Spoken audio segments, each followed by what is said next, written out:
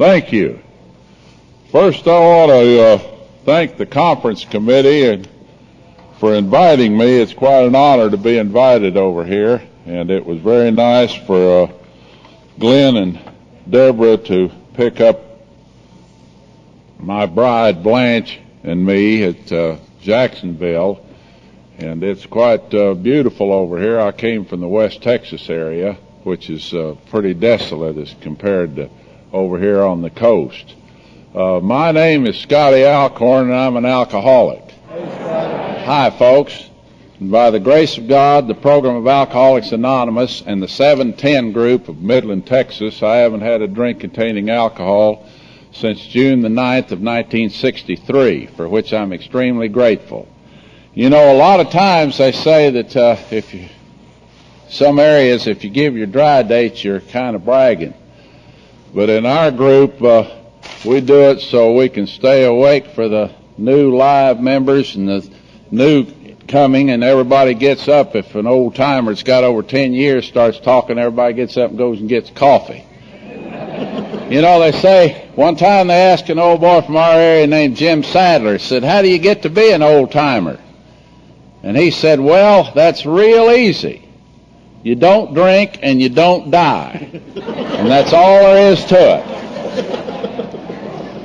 it. You know, when I came in here, somebody handed me some announcements. I don't know why. I guess because I got this suit on. They thought I was running this thing. So let's see. The manager of the Jekyll Island Convention Center said that in case of fire, would all the Al-Anons please remain seated till the alcoholics are clear of the building? Thank you. I hope you will comply. Let's see. Randy Sellers is opening a halfway house for girls that won't go all the way.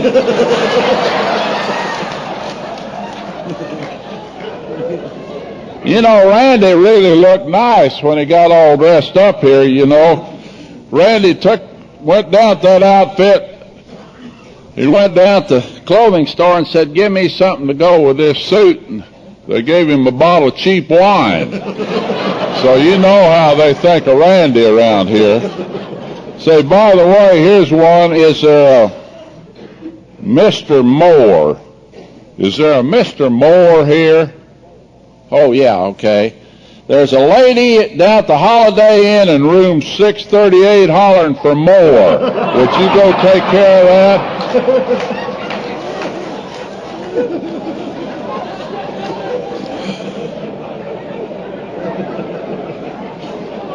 You know, my wife, Blanche, travels with me all the time. She's my group conscience, so I have to take her with me. She's sitting right over there in the green. There's my wife, Blanche. She always sits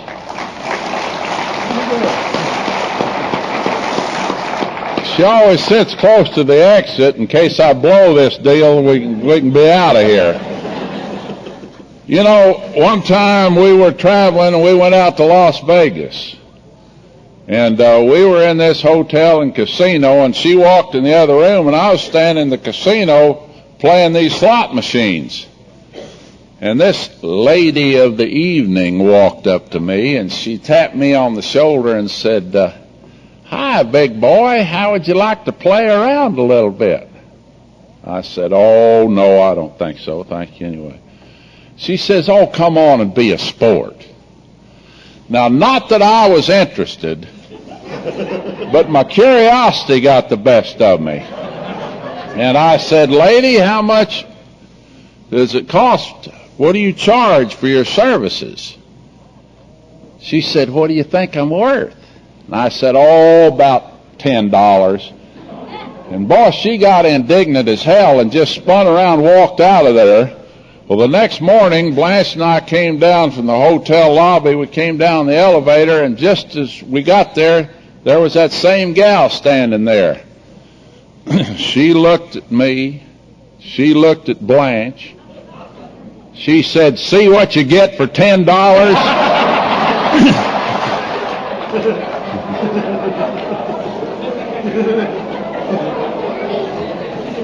Now, I told that story one time up in North Carolina, and after it was over, this little old lady came up to Blanche and she said, "I think that's terrible, his talking about you like that." And Blanche said, and I quote, "Oh, don't worry, he was the only one I charged."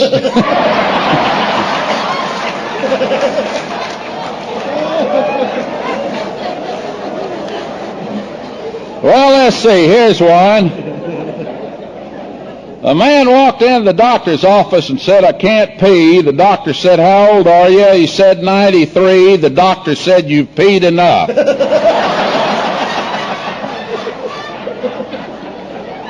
You know, one time there were two little boys named Jimmy and Johnny. Boy, they were cute little old kids.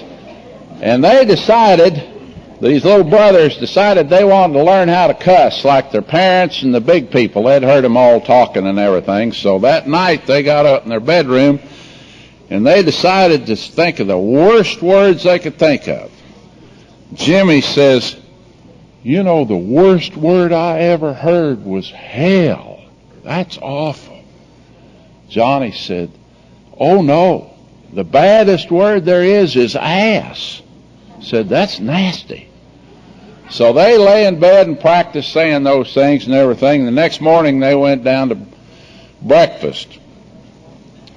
Their mother asked Jimmy, said, "What do you want for breakfast?" And he said, "Hell, I think I'll have some oatmeal." She picked him up and tanned his hide, threw him back down that seat and looked at Johnny and said, "What do you want?" And he said, "You can bet your ass I don't want any of that oatmeal."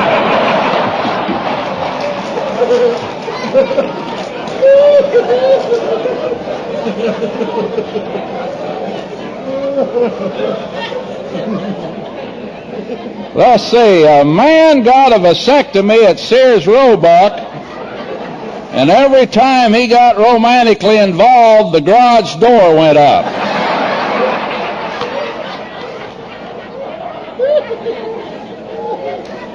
Damn, it's hard to stay sober with stuff like this. You know, I did say my name was Scotty and I'm an alcoholic, but my real name, my given name is John Scott. My mother named me John after the toilet and Scott after the tissue. And that's why I'm an alcoholic. Now, a lot of you people have run around and gotten in these one-on-one groups and talk it over trying to figure out how you became an alcoholic. But I already know, so I didn't ever have to worry about that. And it all started up in Oklahoma, where I came from.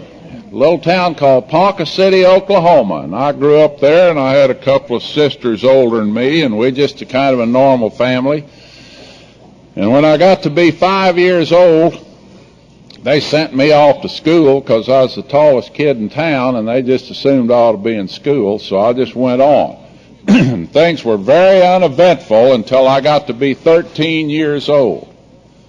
And two things that happened in my life more or less influenced the outcome of the direction I was going. One of them was that my father died when I was 13 and left me without any masculine parental care, and I was very susceptible to persuasion of what the big boys did. And the next thing, at 13 years old, I had graduated up and I was sent to high school. And I was the tallest one there, and I was 13, and I was an emotional midget, and I really listened, and I wanted to be like all the big boys and do everything they did. I just wanted to grow up fast. And I started running with these boys that seemed to be knowing how to live a little bit. And so one time we got in this old boy's old Model A Ford and went down to an old bootlegger and got a gallon jug of Sweet Lucy wine, homemade wine, for $1.75, and went down on the Arkansas River and drank that until we either threw up or passed out. It didn't make any difference which.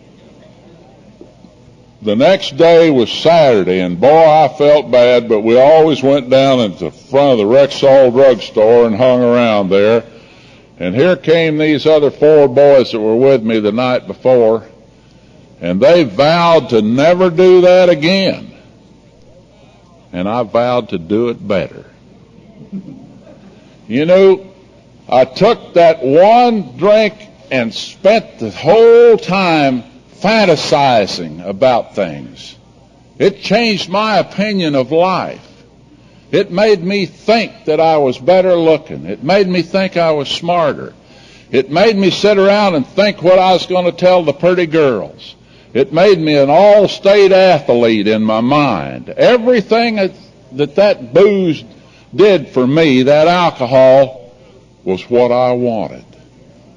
It was a release from all the tensions and fears of a 13-year-old kid thrust out in the world that didn't know what the hell was going on. I absolutely loved that feeling.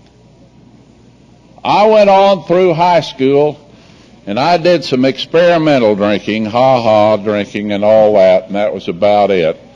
And when I graduated from high school in 1942, some of you are white-headed and can remember this time, World War II was going on, and that was one of the most popular wars that ever came along. It was just really, people were lining up to go get in it. Everybody just really idolized the servicemen, and the movies were free, and everybody would give you, the Red Cross would give you donuts whether you wanted them or not, and everything else. And I went into the Navy. And during the time I was in the Navy, it was rather acceptable to drink. If you were rather passive, you could just get along, and the MPs and the SPs would get you back to your ship or your base, whatever it was, with no trouble, and you just got along. I would call that military drinking. And I did that because everybody else did, and it was kind of acceptable.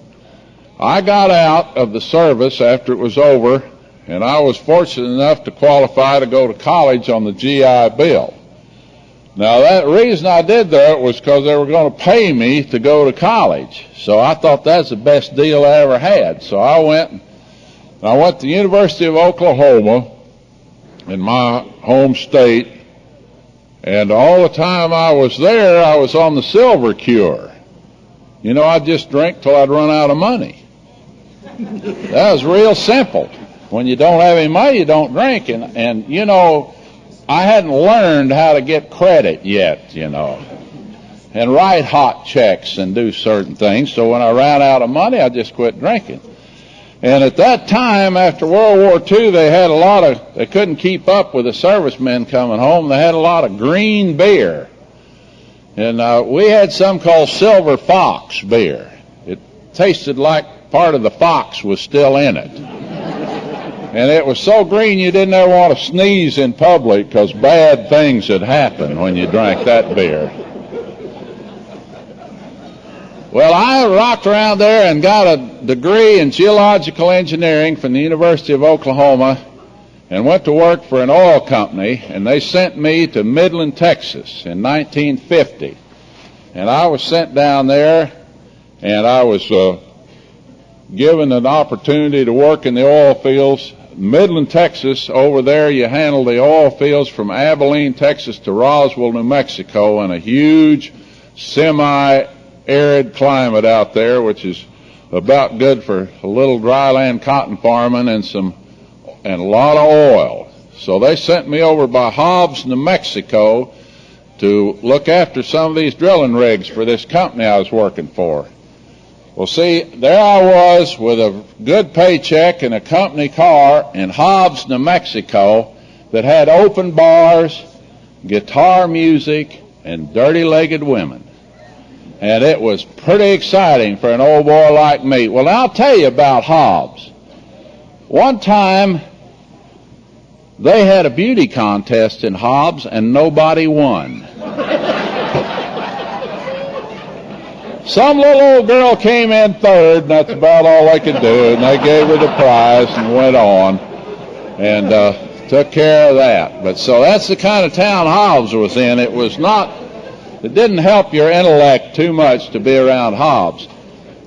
Well, as long as you did your job in that part of the country and in that time of the year, if you stayed out by the drilling rig and did your work and called in the morning report, they kind of allowed you or expected you to. They never did actually tell you it's all right, but they condoned drinking in the oil field. And you could just, everybody could kind of get away with it that wanted to drink, and it seemed like I wanted to drink. And I got away with it, and I call that oil field drinking. You know, they have all kinds of drinking. That's oil field drinking. That's pretty tough in that part of the days.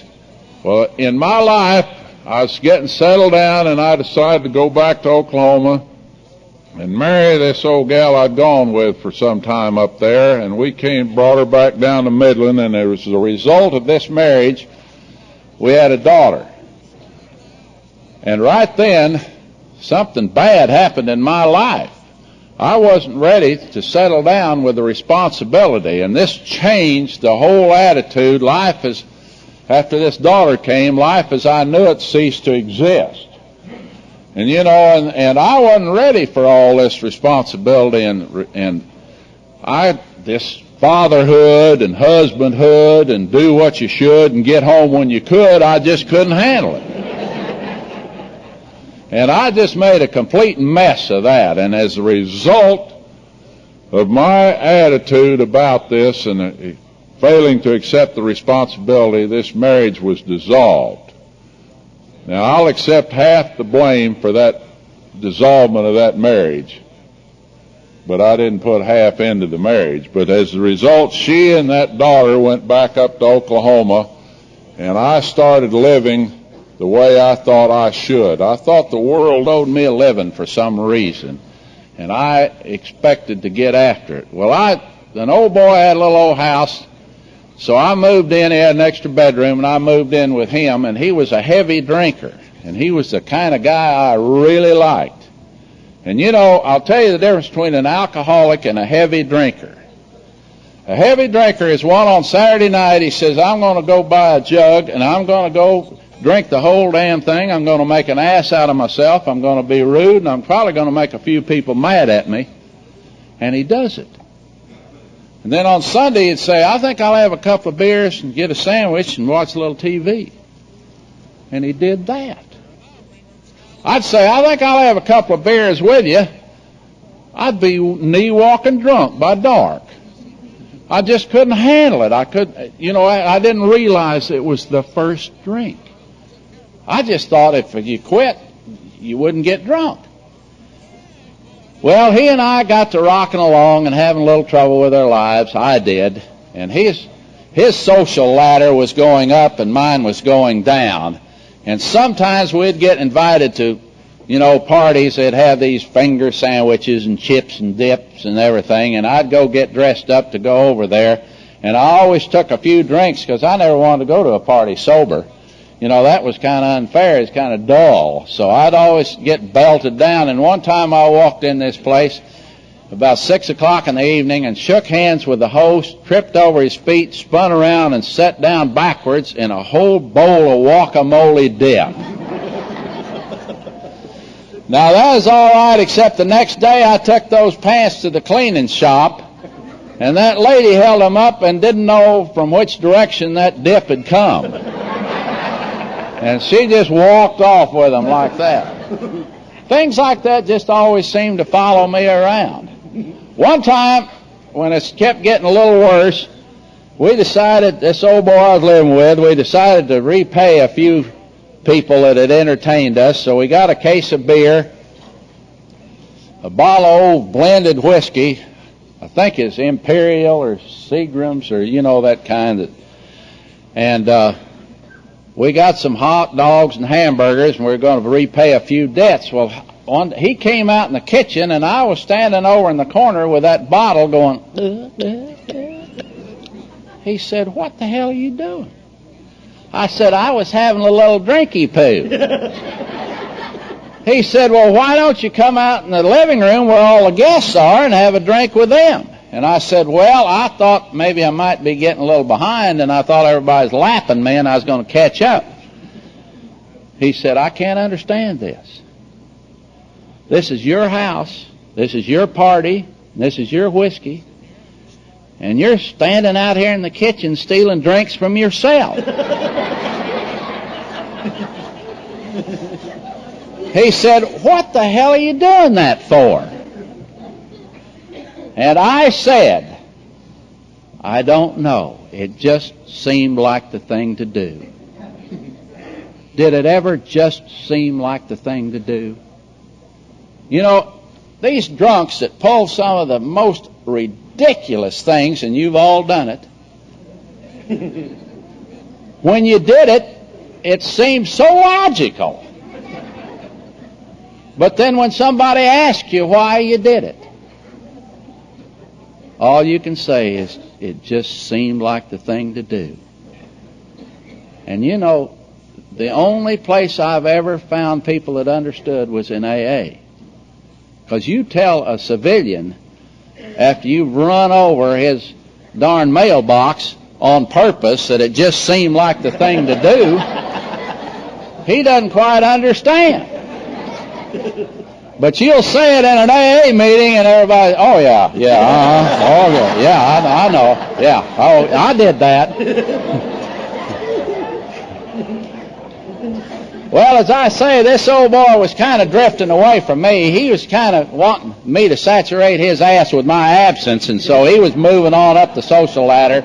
And I found a place in Midland, and every darn town in the United States has an old watering hole that y'all like to hang around.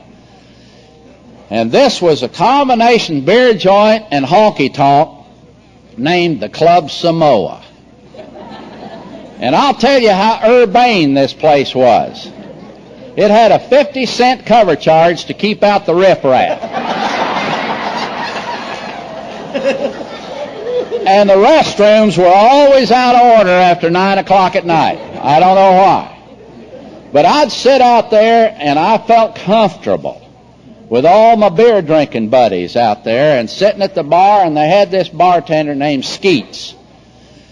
And you know, I'd get to drinking and I'd run out of money, and I'd just lay a little paper on him and I'd write him a check. And he knew that it wasn't any good, and I knew that he knew it. But also, I knew that that was the only place in town that I could hang paper on anybody when I was broke, so I'd have to come back on payday and pick these things up. And sometimes I'd get out there and we'd look, and I couldn't quite make out the signature. And we'd argue on whether I wrote that check or not. So finally it got so bad that I'd write one and he'd just sign it. So we'd know where it was. And you know, it's pretty hard to drink the way I thought I should and make a living too. You know, alcoholics have to be brilliant to do that. You know, it doesn't make any difference whether you're a janitor or an executive and you're a darned alcoholic. It's hard work to do all that. Well, I'd sit out there and I'd be kind of lonesome and thinking about life and wishing that if things weren't so bad, maybe I wouldn't have to drink so much. And bad things would start happening in my life. Things that I didn't feel as though I had any control over, and it started bothering me. And the greatest bugaboo of all that happens to every alcoholic, every single alcoholic, that may be what binds us the most, is that utter, consuming feeling of loneliness. That damn stuff started coming in around me, that loneliness, where I'd just cry out I was so lonely. And I'd be around people and I was lonely. And you know, you talk to people in AA, they understand, and Al-Anons understand it too. Because they are, maybe they're so lonely, they're so frustrated, caught in a web of an old drunk drinking, and the Al-Anons are lying to their kids, they're lying to the neighbor, they're lying to their spouse's boss, and they can't talk to anybody. They don't know what to do. And sure as hell they can't talk to the drunk. They haven't talked to each other for 10 years, you know. So this is a family feeling. This is what binds us, this feeling of loneliness. Well, I'd be sitting there at this old bar drinking that long neck pearl beer. And I'd take one down, and all of a sudden, and the froth would come up in my mouth. And I'd think, uh-oh, I better eat a little something.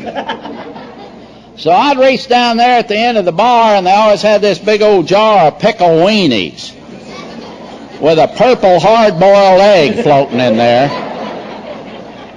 and a couple of Miller moths. And I'd swash around in there and get me a good old, in that formaldehyde, and grab me one of those old pickle weenies, and I'd shake it like a thermometer till it quit quivering. And I'd pop that sucker down in my mouth and chase it with pearl beer, and man, that was living. That's what life was all about. And I'd go up to ask some old gal to dance. I'd say, honey, how about it? My breath would peel paint 5 feet away. She'd get the hell out of here. And this was all I knew about life. I could hardly wait to get out there and do it again the next night. Because I figured, you know, in AA, they always say you better go to a meeting because somebody there might need you. Well, I went to the Club Samoa because I might need somebody there. I just wanted to be around people. I wasn't a closet drinker.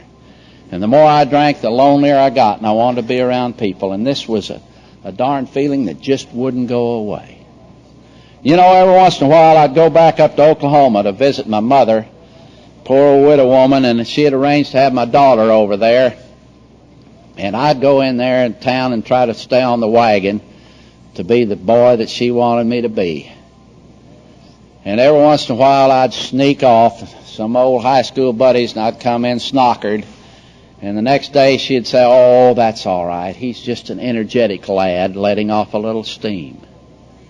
And you know, she was protecting me. And I was the apple of her eye. I was the one that had gone to college. I was a successful professional man. And she had built me up so much to her friends that she refused to believe that this thing was happening to me. She would not allow this to happen to me in her mind. You know, when she died, I'd been sober 9 years, and to that time she had never acknowledged that I was in AA. She just knew I was getting better, and I was acting better, and she thought it was because I was becoming mature. You know, if I'd have gone home at that time and stayed with her, she would have killed me. She would have protected me so much. You know, when I was growing up, we had an old aunt named Aunt Grace, and had a big old house, and they had a 3-story house, and up in the belfry, way up there in the attic, you'd see old Aunt Grace up there wandering around and singing out the window and everything. And that's, back in those days, that's all they knew what to do with a drunk in the family. They'd just protect them and lock them up in the back room. And I'll tell you, you know how, well, there's a Catholic prayer that says, Hail Mary, full of grace. Well, people would go by and they'd see Grace up there, and they'd say, Hail Mary, grace is full. And she'd be up there yodeling and singing and carrying on. And that's the way families took care of drunks back in those days. Well, I was still rocking along, and things were falling in on me fast in Midland, Texas. And one time on New Year's Eve in 1962, it came out in the radio and in the newspapers that if anybody had too much to drink and didn't want to drive their car home, they could call the police department, and the police would take them home, no questions asked. Well, in April, I called them again from the Club Samoa, and here they came, you know, and here's an old beer joint, honky-tonk, and the door flies open, and here comes a cop, and everybody just hiding out for this darn thing. They'd say, no, don't worry about it, we came to get Scotty. Oh, him. Yeah, he's over there. Well, usually this real nice cop would come out there and get me and take me home and help me in the car, and sometimes he'd get me in the house and even take my shoes off. Well, this time I got the other cop. Okay, so we take out and we get the car. He says, now don't puke, you son of a bitch. So we get in the car, and he says, Scotty, I want to tell you something. We've been talking about you down at the police station. And we've decided that we're not going to run any more taxi service for you. So this is it. From now on, when you want to get home, you're on your own. And he got up in front of where I was living and just threw me out and went on. Well, now it's so bad I couldn't even get picked up by the police. It was just awful. This guy had asked me that he said, Scotty, I think you're going crazy. You're doing things that just don't make sense. And I think you ought to do something. I don't know what it is. I don't know what you ought to do, but I can't look after you anymore. You've got to move out. And at the same time, my job was terminated. Isn't that nice? My job was terminated. That's the way it said on my resume. There I was. I had no place to go, no job, no money. The cops wouldn't even pick me up. And I was getting ready to go home to Mama. A 37-year-old man going to pile in on that old widow woman. Every time I think of it, it really scares me. Well, I was trying to figure out the dilemma. This guy had given me a week to get my things together and get out of where we were living.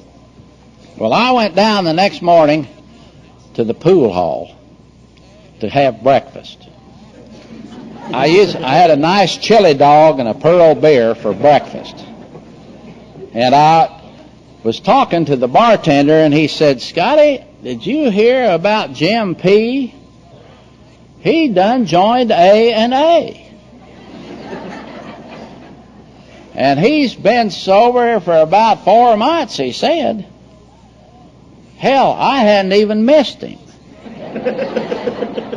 I want to tell you about Jim P. Well, his name's Jim Puckett. He knows his name. Why shouldn't we? Well, old Jim Puckett was he was the worst drunk in town. Just terrible. When he went somewhere, bad things always happened. I mean, he was just a cloud over everything. And I loved to go where Jim was, because I could hide my drunkenness under the umbrella of his obnoxiousness. And if we wound up in somebody's old house, there's old Jim making a shambles of everything, and I go out in the kitchen, what the hell are we going to do about Jim? And I loved Jim because he was so bad when he drank. And Jim had 4 months sobriety. And I don't know why, but I decided, well, I better call Jim. I didn't even like him. And I thought, well, I'm going to call Jim and see what's going on. I had no earthly idea that I could quit drinking. You see, I thought that alcohol was the solution. I had no idea that it was the problem. When I got up in the morning, I didn't go intend to make an ass out of myself. I didn't intend to do the things I did and fall down drunk and act terrible. I always thought, today I'm going to do it just right. And I'm going to drink like I used to and capture something in the past, that enjoyment of drinking, and have it where you get that nice, beautiful glow and everything is so happy. It kind of reminds me of when you're out, when you were a kid and you used to toast marshmallows over a fire, and you'd get an old coat hanger and you'd straighten it out and you'd put a marshmallow on it, and you'd put it over the fire, and you'd get it just right, and the glow of that and the anticipation of that marshmallow. It looked just beautiful. And before you could get it out of the fire, the son of a bitch had burned. That's the way my drinking was. I'd try to get up to that beautiful plateau, and then I'd have one more drink. And then I'm going, what did he say? And I could understand people, but nobody could understand me. And nothing worse than being drunk and sitting there listening to people talk about you. Like you just well, you might as well not exist, because hell, you can't answer. So I was going to go over to Jim and tell him about my problems. He had 4 months sobriety, so I walked over there and I said, Jim, I've got a problem. And he says, oh, yeah.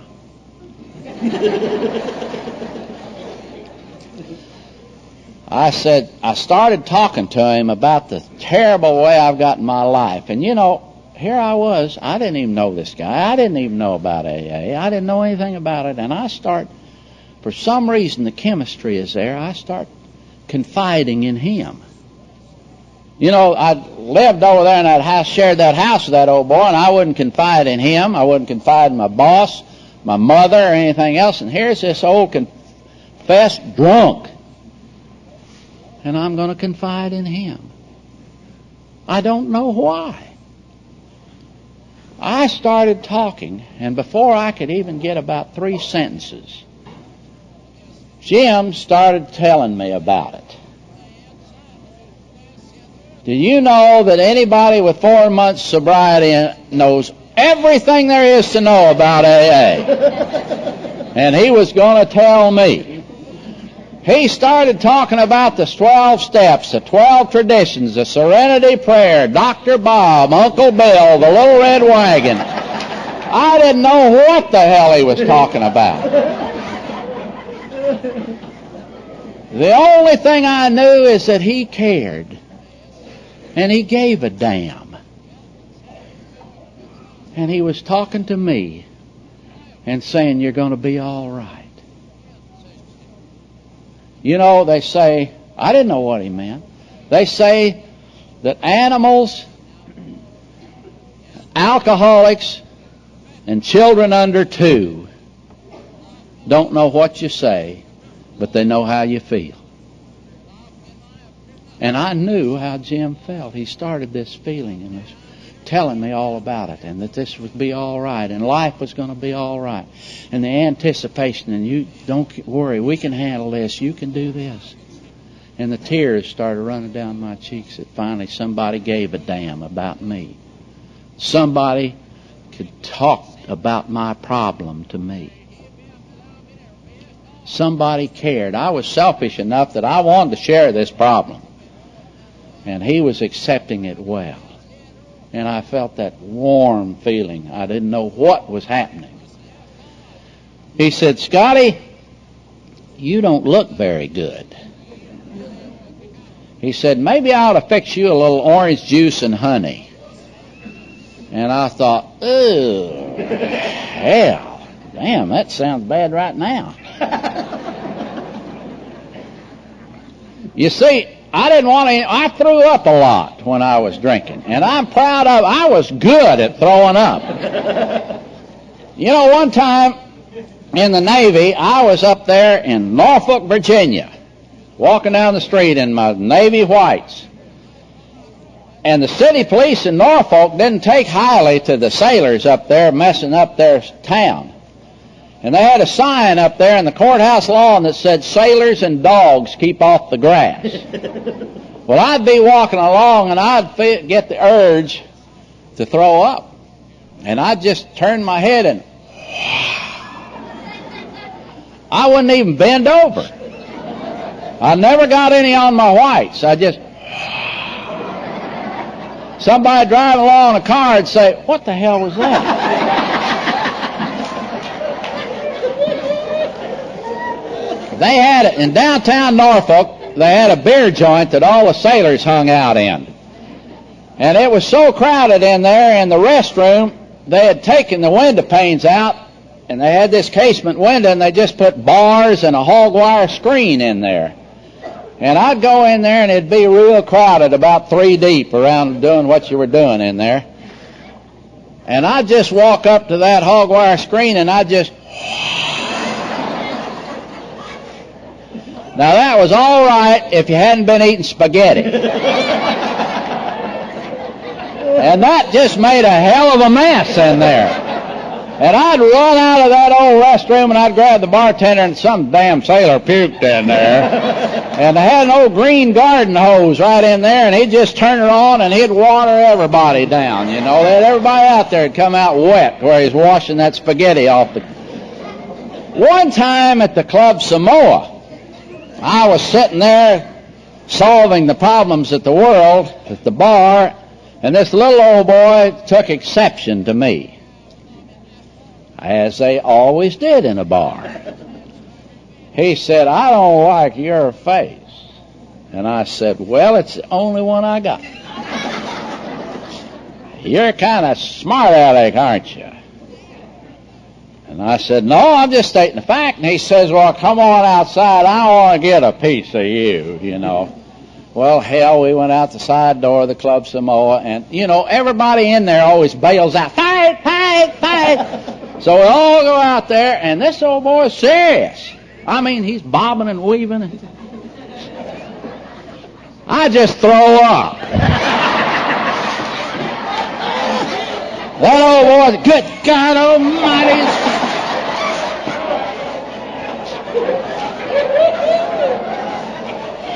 Now, I want to tell you, in a fight, an old beer joint fight, you never see a guy getting hit while he's throwing up. Now, any of you that plan on going out and getting a postgraduate work, remember that. You won't get hit. I walked back in the Samoa, and you get away from me. Hell, everybody gave me a lot of room. Well, I told Jim I didn't want any orange juice and honey, because it wouldn't go. Because honey won't let go. I said, "I'm going to have to pass that, Jim." And he says, "Well, you look like you're about to go into DTs." He said, "I got to get you something to eat." So we did go down. We got some scrambled eggs, hard scrambled where I didn't have to chase it. That guy's going out and throw up right now.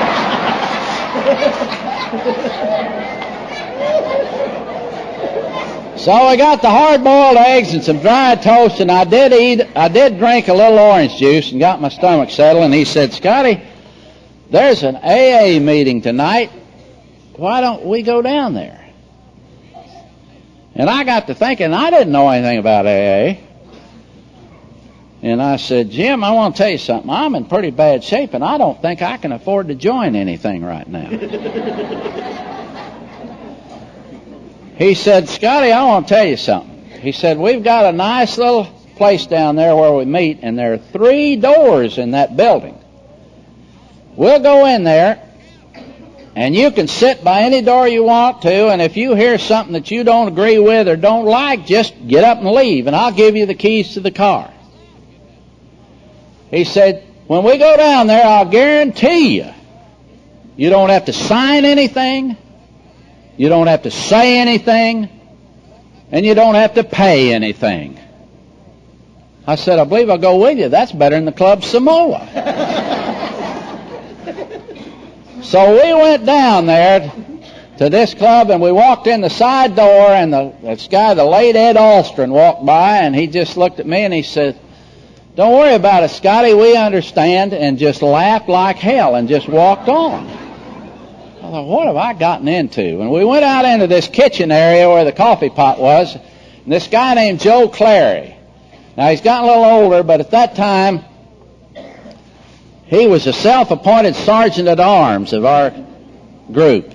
He's the one that got there and turned the lights on, saw that the air conditioning was on, that the heater was on.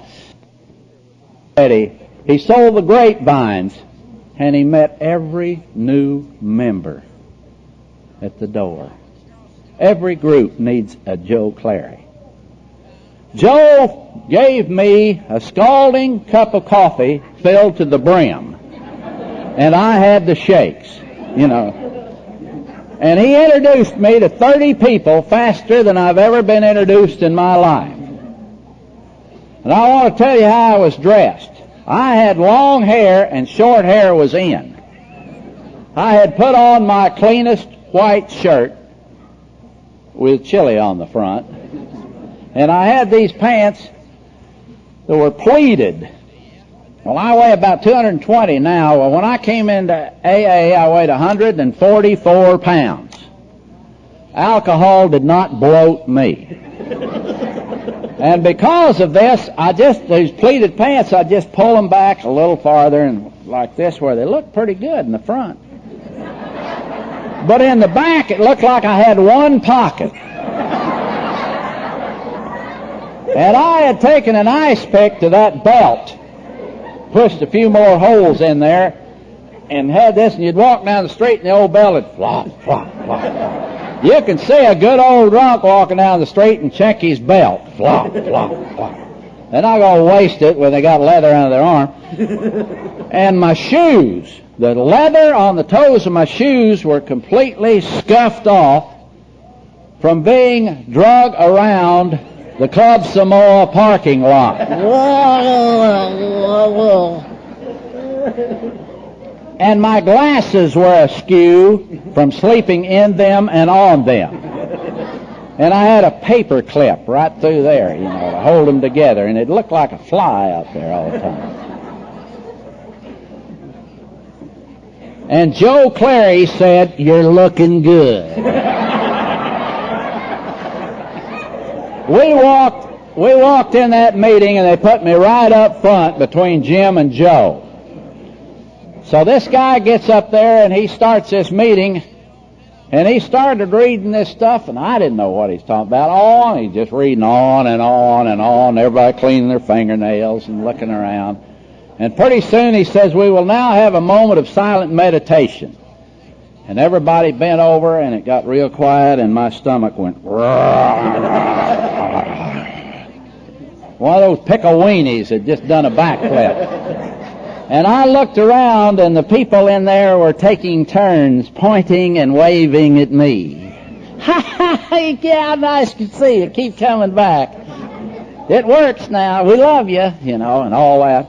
And I'm sitting there, and pretty soon the chairman calls on this big old rotund-looking guy named Neil, bald-headed, 12 years sobriety.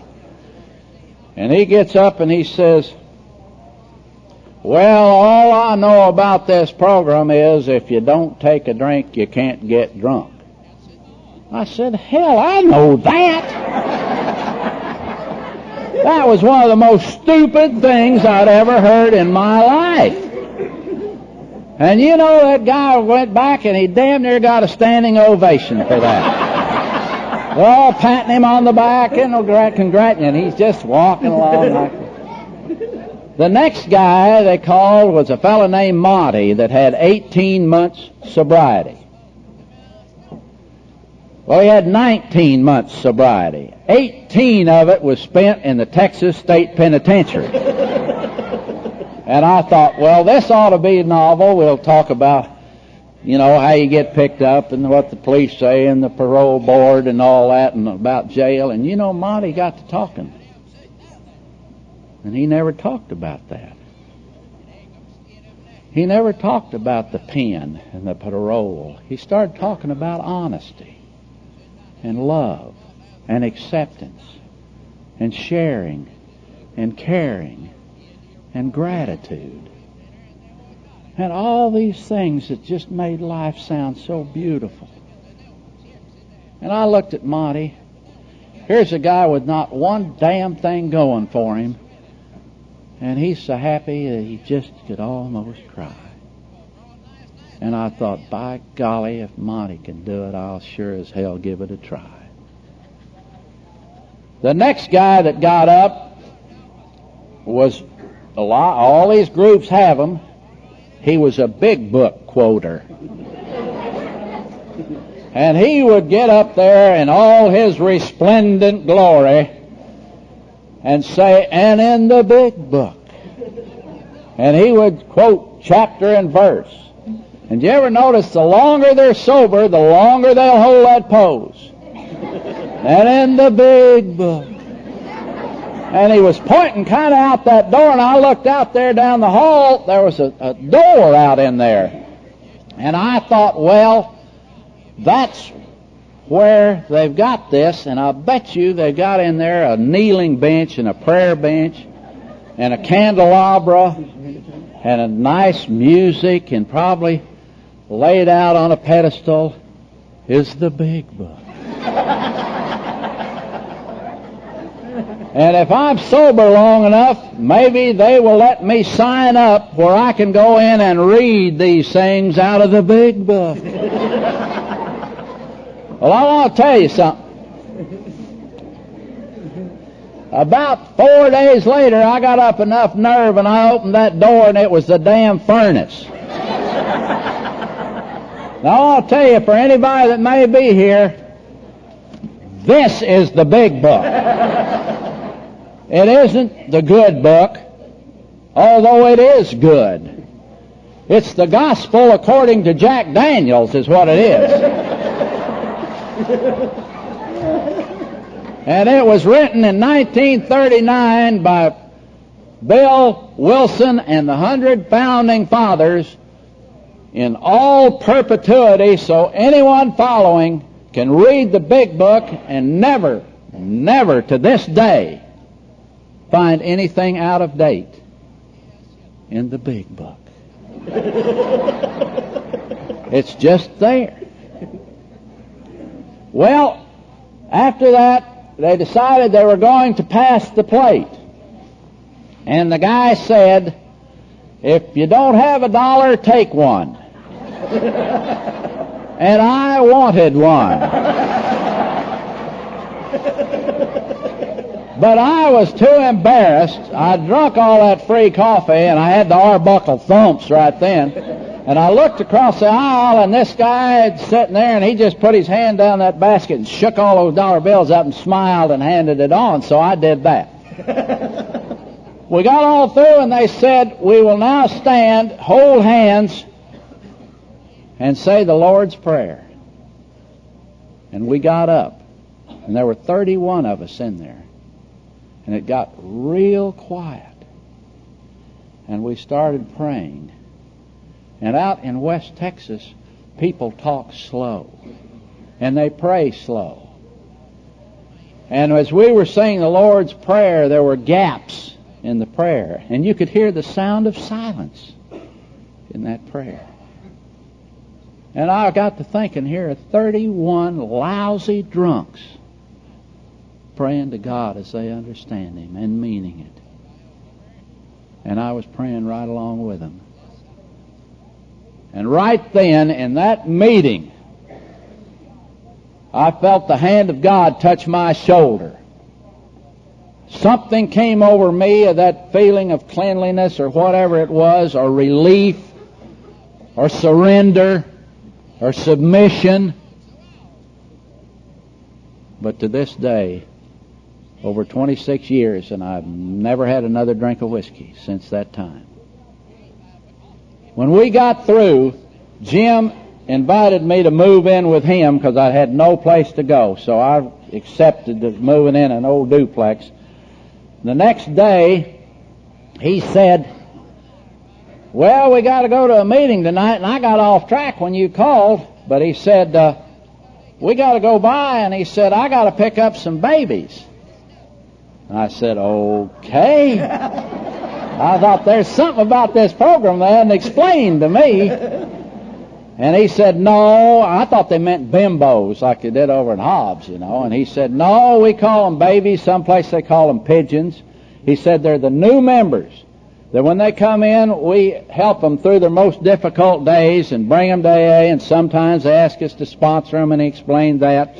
And he said, so I'm helping these people get to the meetings and making them feel comfortable. Jim had 4 months sobriety. We went by and picked up this old gal named Wanda. Weird Wanda. I want to tell you, Weird Wanda had 3 months sobriety. And she had read the big book. She had read this book, Sobriety and Beyond, and she was into reading palms and tea leaves. And she got in the car, and Jim says, well, we got to go pick up Bill. So we went on, and we went out this house, and here was a guy named Bill that had 2 months sobriety. He used to be a prize fighter, and he went like this a lot. the phone would ring and he'd go a couple of rounds. Well, Bill had 2 months sobriety, and he got in the back seat with the palm reader, and we're off and running, and he says, one more, and we're ready to go. And we went by this house and got this little old gal named Rosalie. She was 20 years old, and she was had been addicted to pills. And you know, in 1963, I had never seen anybody addicted to pills. I'd heard of people drinking aspirin and Coke when you were a kid, and it didn't make you do anything but pee. So here she comes, and her name was Rosalie, and she had a great big bouffant lavender hairdo. And gnats were flying around her. And she had 1 month sobriety. And she floated, being still on the pills, the result of them. She hadn't had any in a month. And everything you said to Rosalie, she said, all right. You'd say, how are you, Rosalie? All right. Get in the car, Rosalie. All right. So Rosalie got in the back seat with Bill and the palm reader, and we're off and running. There are 5 of us in that car, and we had 10 months and 1 day sobriety.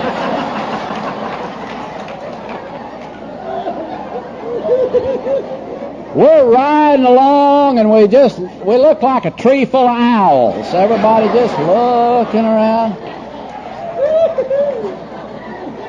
And old Jim had a great big Lincoln with a dent in the door and the hubcap missing. Just a typical AA car.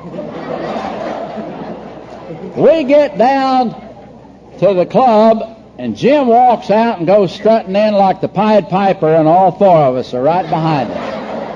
And boy, he's proud of himself. He's got 4 babies. We walked through, and the darned old-timers looked up from the gin rummy table and said, I bet not a damn one of them make it. I like to tell this story for the people that might be new here. How many people are here for their first convention? Would you raise your hand, please? Look at that. Now, that's beautiful.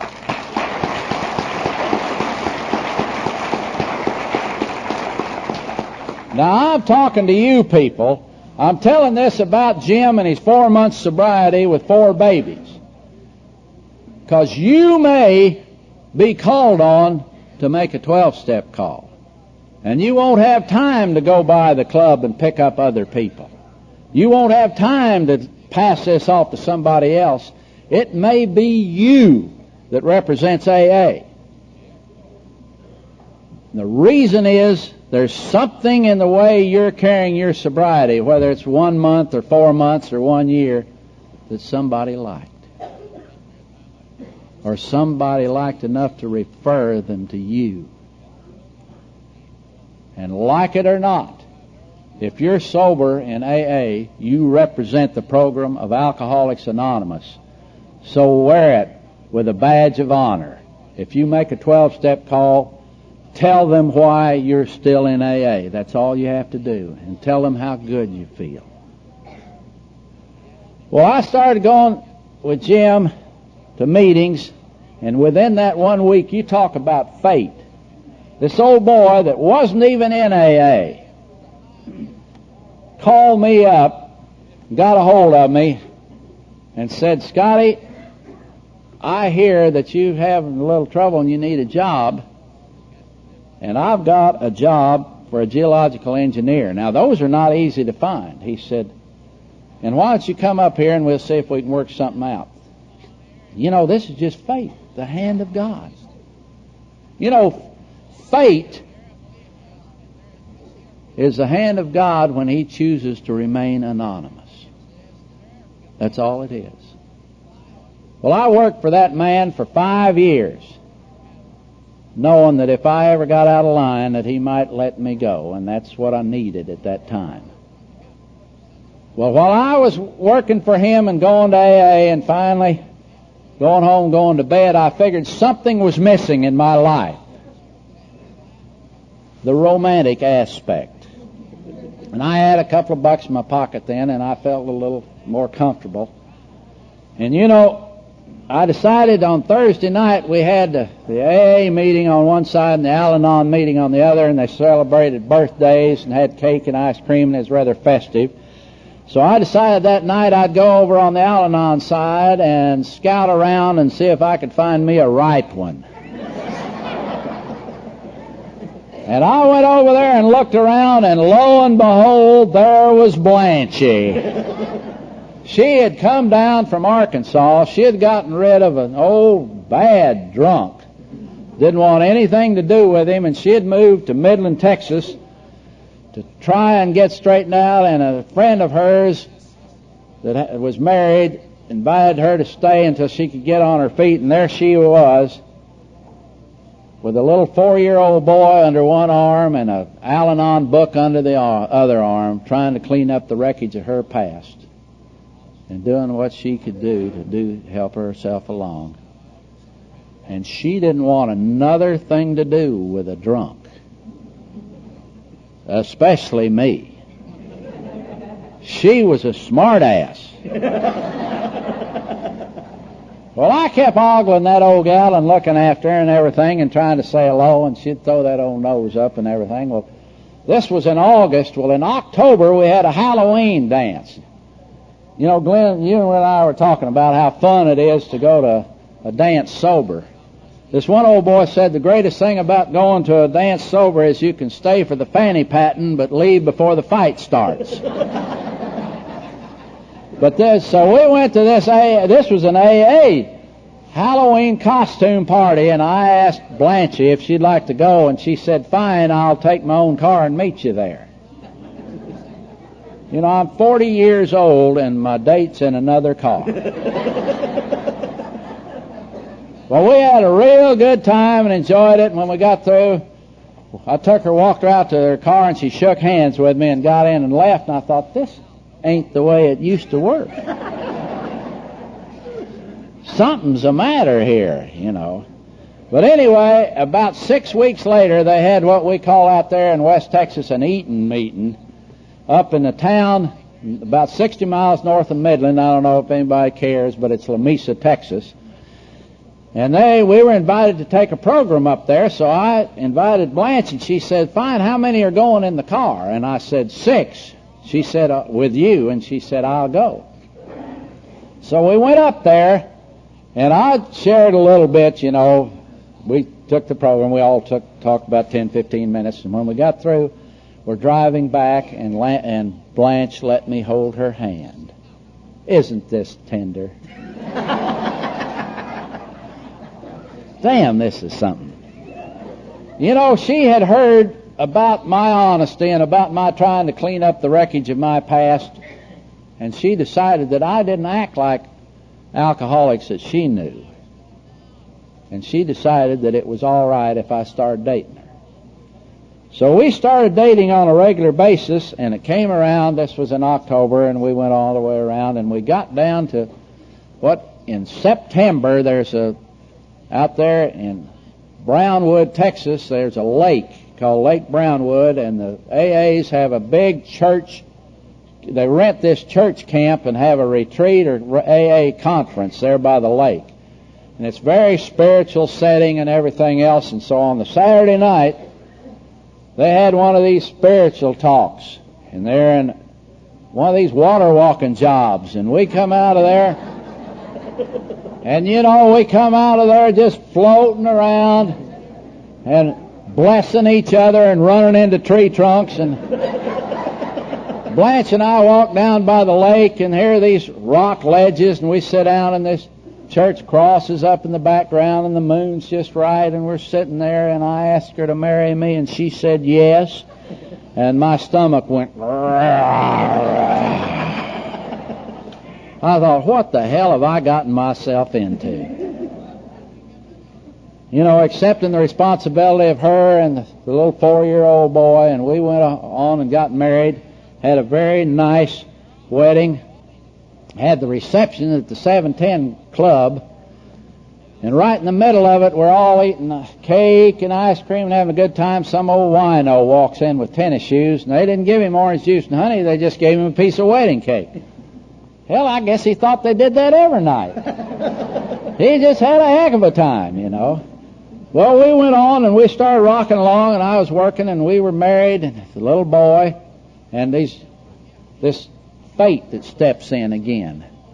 This woman, widow woman in Midland, called Blanche and said, I hear you're getting married, and I've got a house that I want to get rid of, and I can't seem to sell it to anybody, and I want to move in with my mother in an apartment and take care of her, and I'll just give it to you if you'll take up the payments.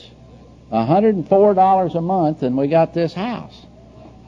And all of a sudden, from our AA friends, we started getting divans and chairs, coffee tables. We got an old refrigerator, a washing machine, beds. We even got a damn dog.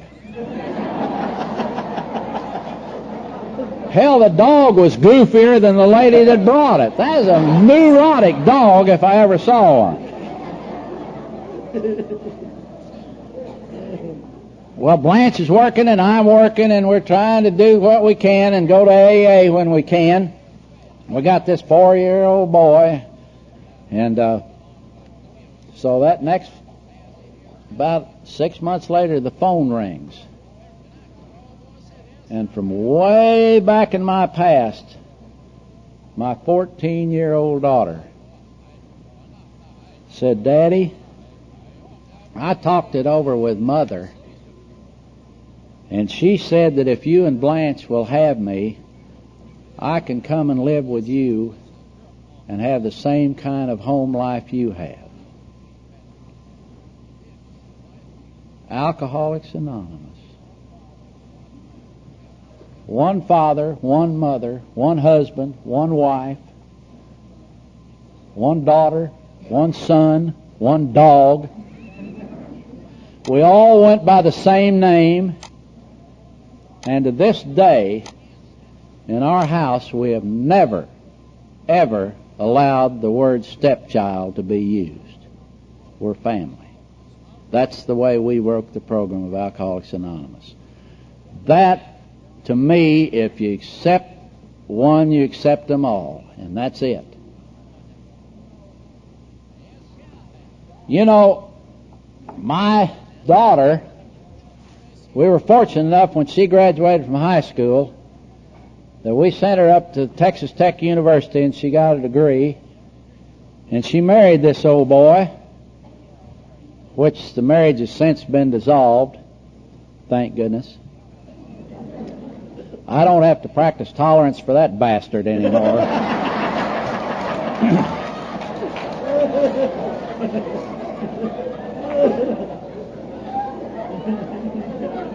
And our boy came along, and Glenn and I were talking, and he was very athletic, and and I got so wrapped up in that boy and my daughter and athletics that it was a true joy to accept the opportunities and to think if I'd been drinking, these things would have passed me by. Well, when he graduated from high school, he went to Texas Tech because his sister lived up there in Lubbock, and he wanted to be near family. Well, he's gotten a degree, and he's now working for Texaco as a landman in New Orleans. My daughter is very well employed as an interior decorator in Lubbock, and we miss them. That's the way life is. We miss our children. You know, one time when my son was 16 years old, he was taking chemistry in high school, and I came home and went out in the backyard, and he was sitting there with a hammer driving worms into the ground.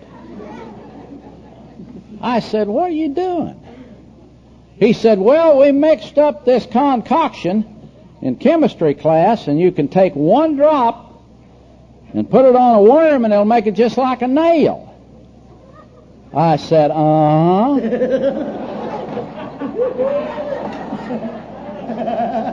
I said, son, you give me that potion, and I'll buy you a new Thunderbird.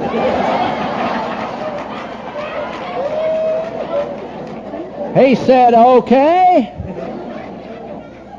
So the next morning he came in for breakfast and he looked out the window, and in the driveway was a brand new Cadillac.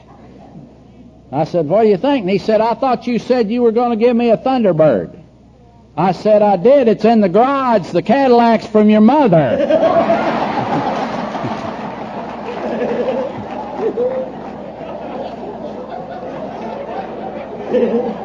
Well, let's see. Here's one.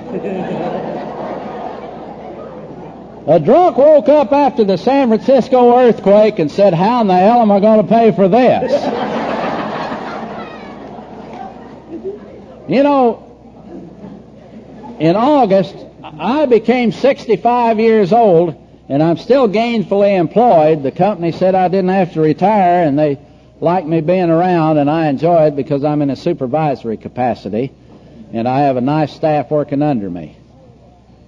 And so I was told that I should go down to the Social Security office to become eligible for this Medicare and everything else and to sign up when you're 65. So I went down there.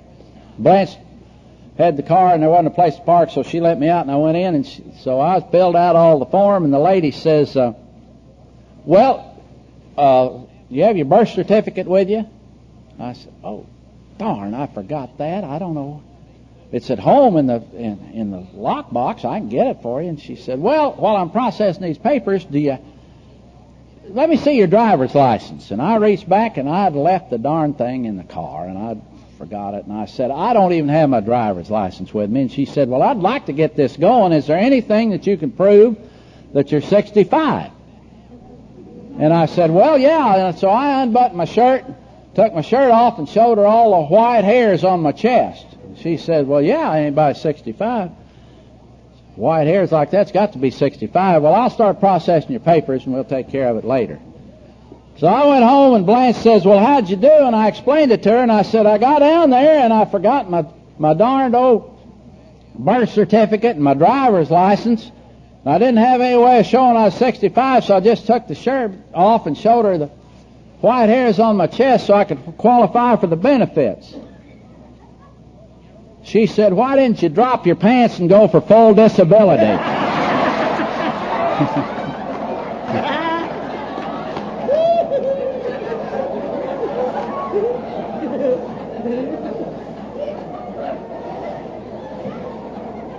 You know, we used to have an old boy in our group named Abe Brunel, and he was a little old sickly guy. He died about a couple of years ago, and he had 18 years sobriety. And he'd had heart trouble and all this, and everything was wrong with him, and he kept coming to meetings and always had a good word to say about everybody. And one day I was walked in there, and he handed me a plaque which I put on the wall right beside my bed so I can see it every morning when I wake up. And it says, please, Lord, teach us to laugh again, but don't ever let us forget that we cried. And I think that's what I did with you tonight, as I told you the worst things that happened in my life, the worst parts of my life, and degrading, loss of self-respect, loss of the opportunities, and loss of the future. And I shared it with you, and we had some laughs over it. You know, it's a funny thing. I think it was Mark Twain that said, humor is tragedy plus time. I told you the worst things that happened in my life, and we laughed.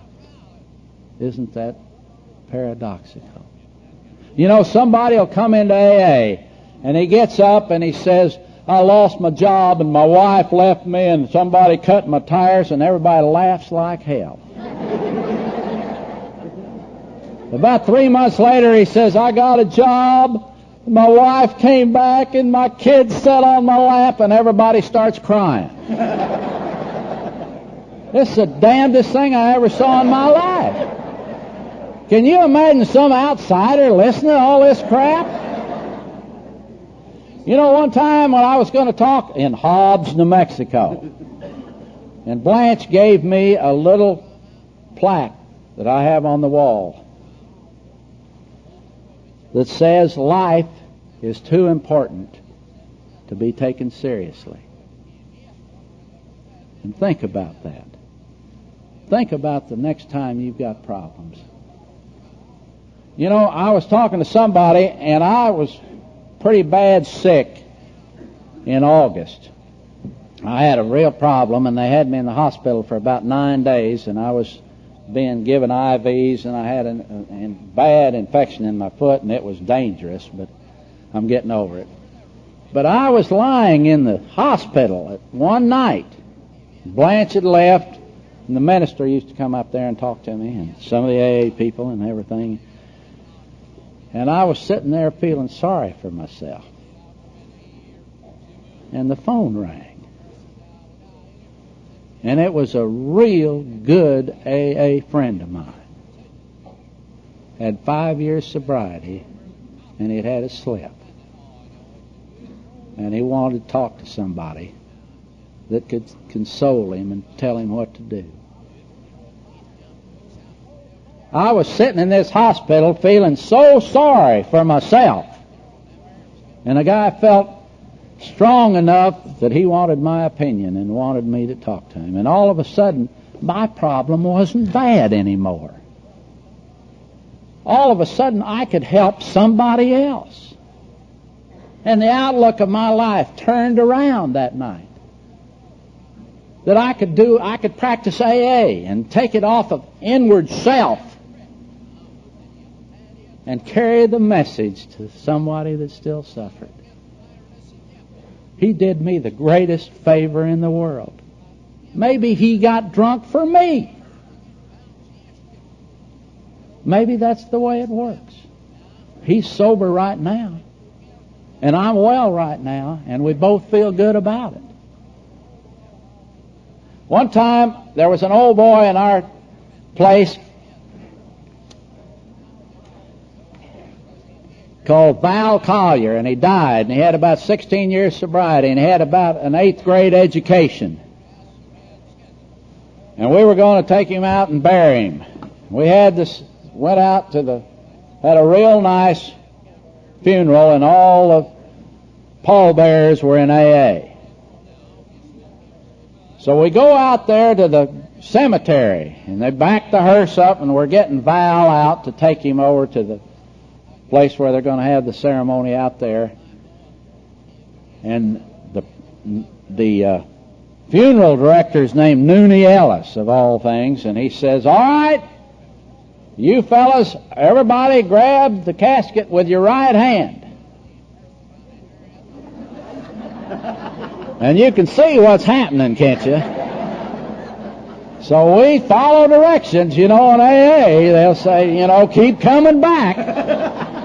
So we all grab, and we start going around in circles with this damn casket.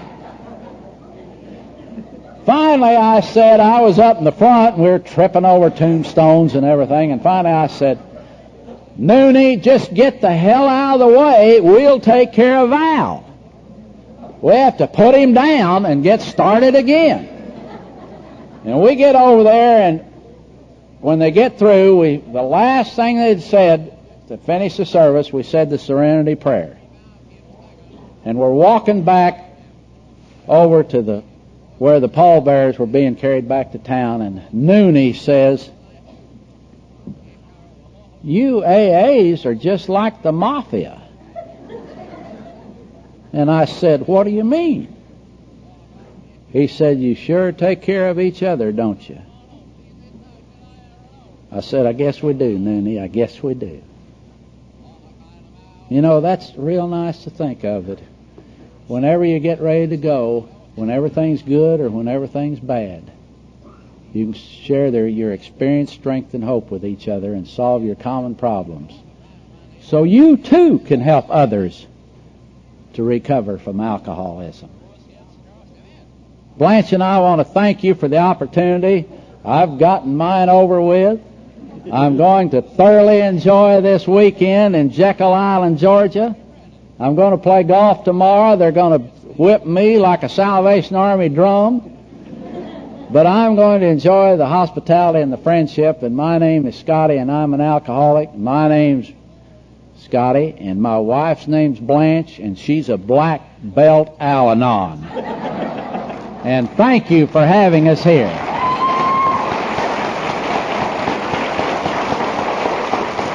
Great job.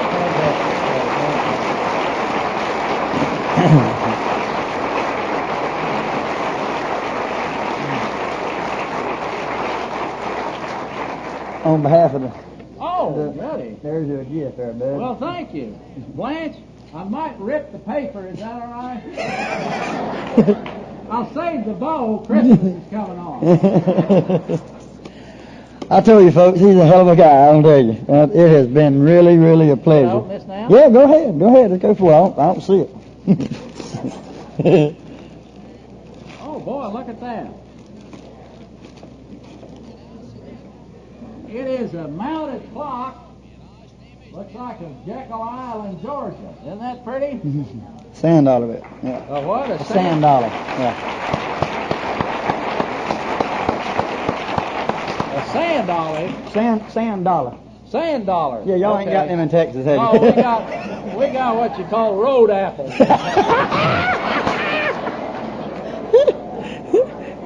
There it is. Isn't that nice? Yeah. Thank you very much. Glad to have you here, Scotty. If you will, would everybody stand? Let's dismiss with the Lord's Prayer.